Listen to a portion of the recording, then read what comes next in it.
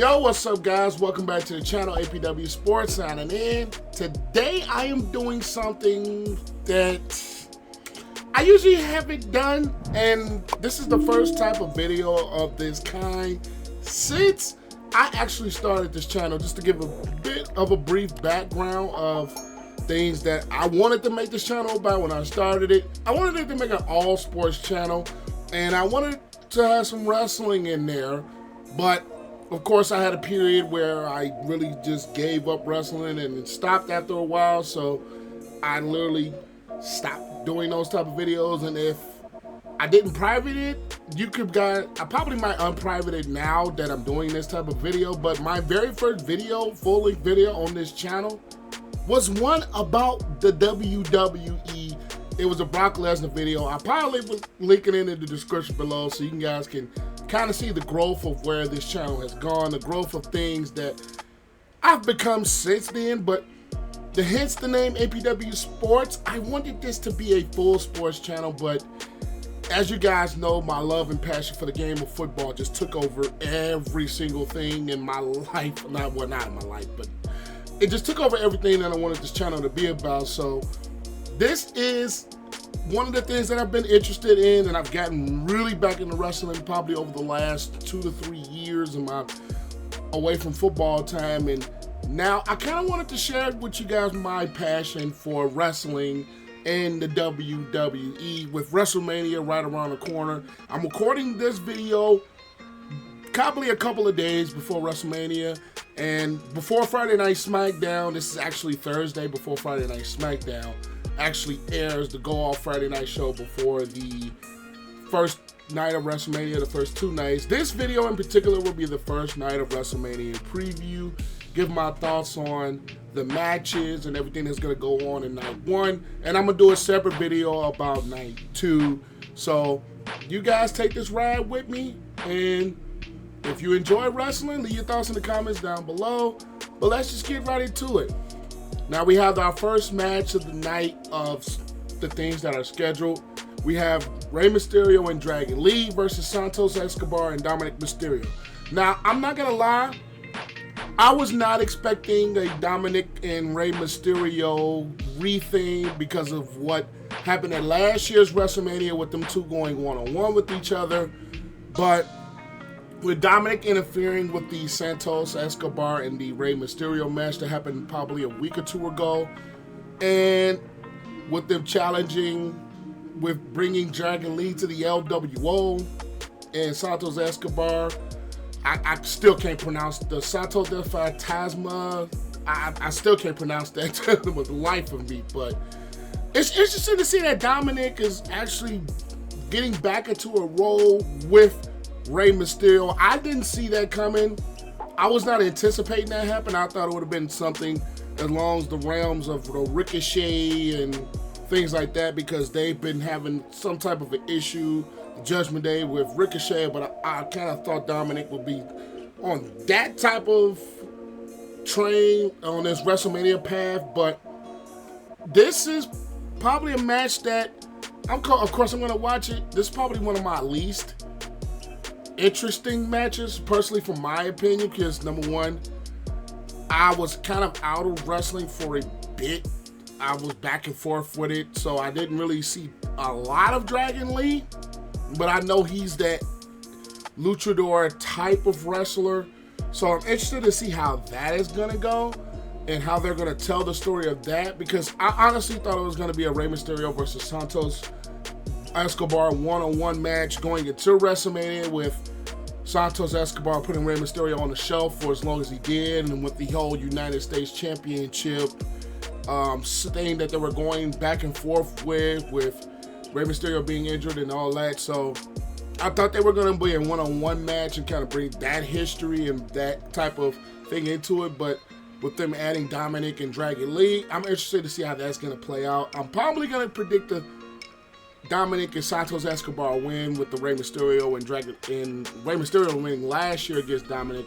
This may be them to continue the story of the Judgment Day being a little bit powerful, so they might continue to tell it that way. So I'm thinking Santos Escobar and Dominic get the victory here.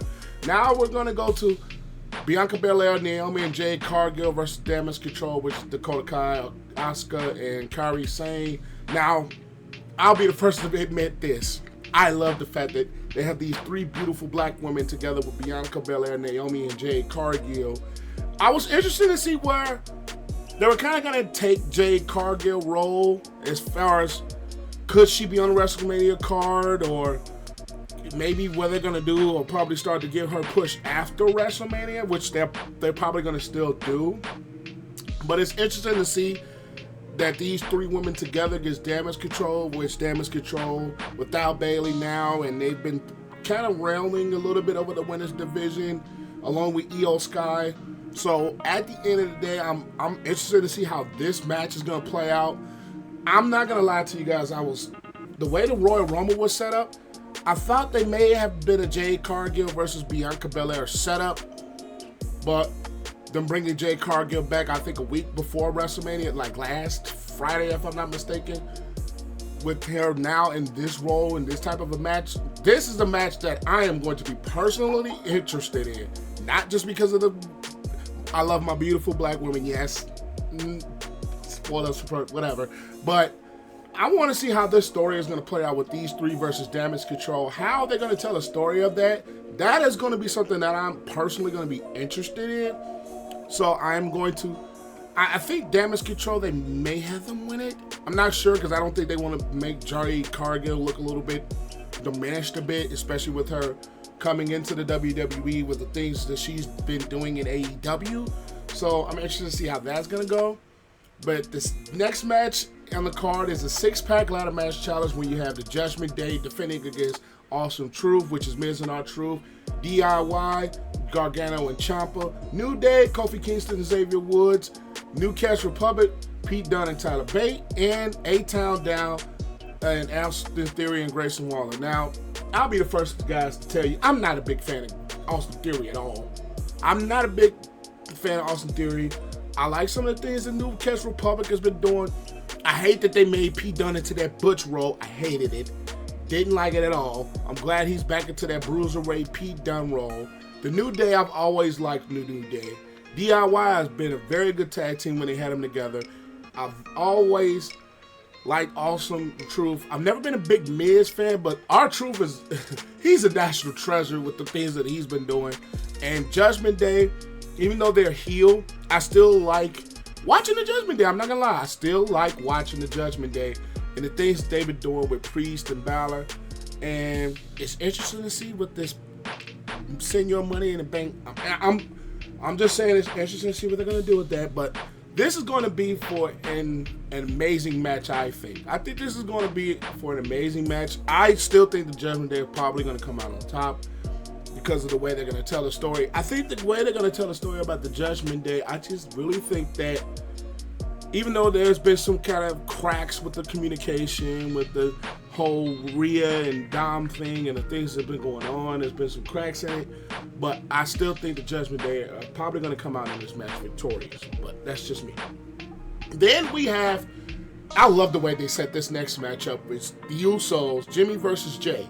Now, Jimmy cost Jay the Undisputed Championship match. I think that was SummerSlam, if I'm not mistaken. If I'm wrong, leave it in the comments, but I'm loving to see how they tell this story because they kept them away from each other until the Royal Rumble where they brought both of them out first. And I remember watching that with my brother, and he was like, what would be funny if they had those two come out first? And that is exactly what happened. When we saw Jey Uso was number one, my brother was just literally saying, that would be funny if these two came out first. And that is exactly what happened with Jimmy versus Jay. Now, I can see this match going so many different ways. I can see the way they have the main event Jey Uso push keep going with him in a singles match.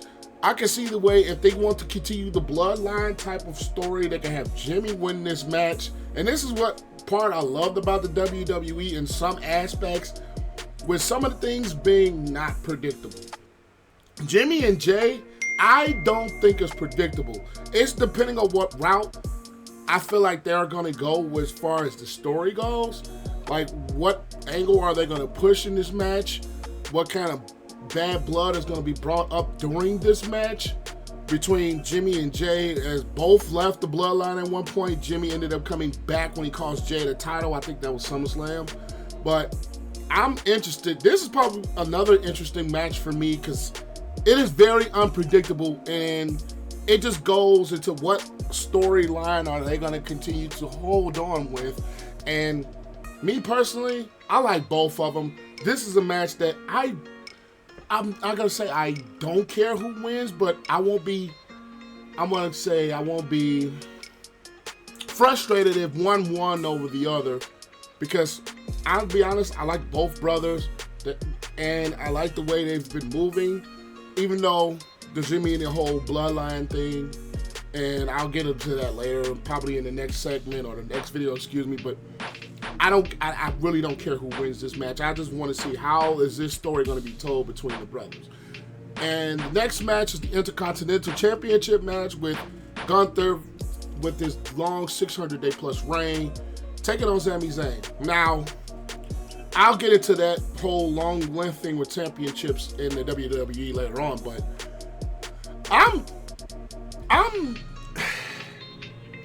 I'm not going to say I'm not rooting for Sami. I'm not going to say I'm rooting for Gunther either. I'm just, I kind of pulled back on rooting for Gunther because if it doesn't happen now, when? Because usually WrestleMania is usually the type of era, or about SummerSlam, one of those two pay-per-views, maybe Survivor Series or PLEs, excuse me, was one of those things that maybe belt reigns in, especially long length ones. And we all know that Sami has been going some kind of an identity crisis, maybe a little bit over the past few weeks, and Gunther has just been his dominant championship self.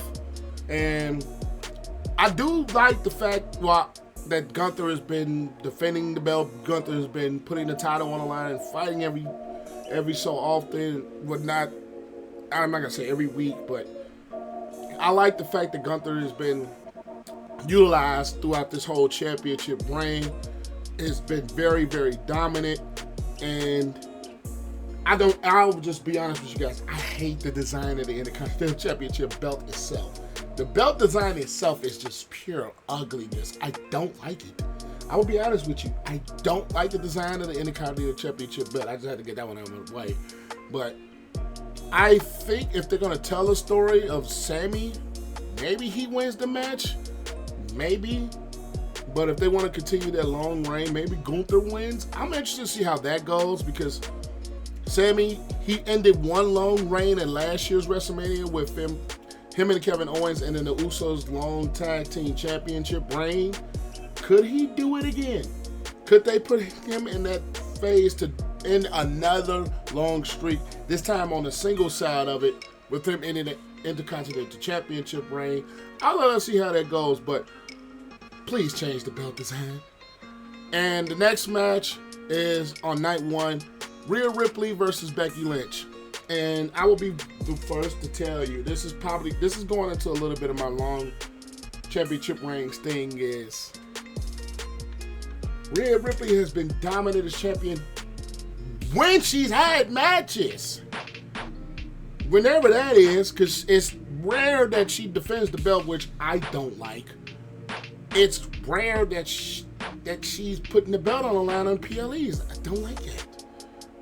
Yes, her reign has been dominant, but I want to say it hasn't been like the story of her reign. I don't think has necessarily lived up to what I thought it was going to be.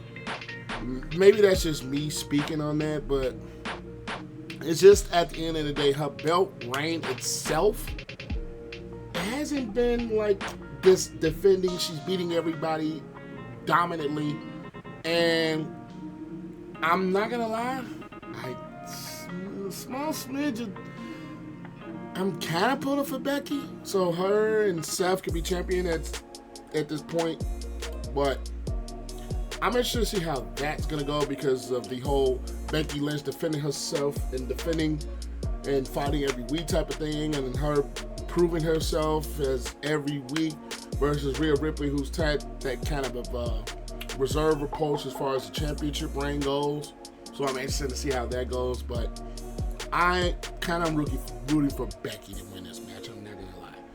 And then last but not least, in night one, we have Roman Reigns and Rock versus Cody and Seth. And this is probably going to be the match that everybody tunes into because of the popularity of The Rock, his in-ring return, which has been since, I would want to say, I almost don't want to count the WrestleMania where he had that 6-second match versus Rowan, where that was that. And I think the last one he had like long length match was when, I think it was WrestleMania in New York when he lost the WWE Championship to John Cena. That was his last long length match. So that has been years in the making as far as Roman Reigns and The Rock. Well, The Rock returning to the ring itself. Then you have him pairing with his cousin Roman and Cody and Seth. And the stipulation itself makes this match just even more interesting with, if Cody and Seth wins, then the championship match between Cody and Roman are bloodline free. But if The Rock and Roman wins, the bloodline rules. Now, I love the way that they've been telling the story of this match. I love the promos.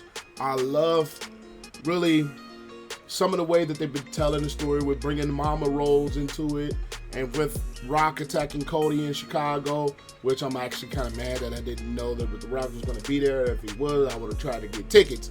But at the end of the day, with them adding Seth Rollins into it, I think with all three except for The Rock competing both nights, I think that's going to make it even more intriguing, even though there could be some ramifications in the night two as far as Seth's matches go.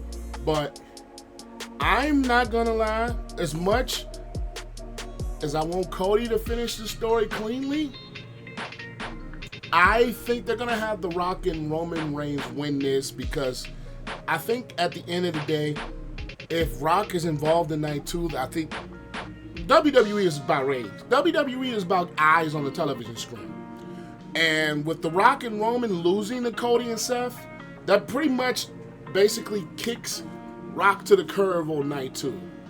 I don't know if they could bring him in some type of capacity, but if Roman and Rock win night one, that gives The Rock a role in night two, and that gives them more eyes as far as WrestleMania goes on matches, as people anticipating The Rock being on night two. And it gives a little bit of a storyline, even more to add to the Cody versus Roman Reigns Undisputed WWE Championship match on night two. So at the end of the day, I like that Cody finishes the story. I like Seth and the Roman Reigns and the history that they've had with being in the Shield, and the Seth being the one that turned his back on Roman. We can see maybe decision in the bloodline if Cody and Seth were able to win this match. That's another part I love. I love the storytelling of the WWE as far as this goes, because either way, you have a story to tell. Cody and Seth, maybe decision in the bloodline. You have The Rock and Roman. Rock is involved in night two. And then you can have a different story of the whole Roman Reigns versus Cody thing, and that could be an entire storyline in itself with the bloodline rules in that match. But this is my night one preview. I'll see you guys in night two preview. Stay tuned. Peace.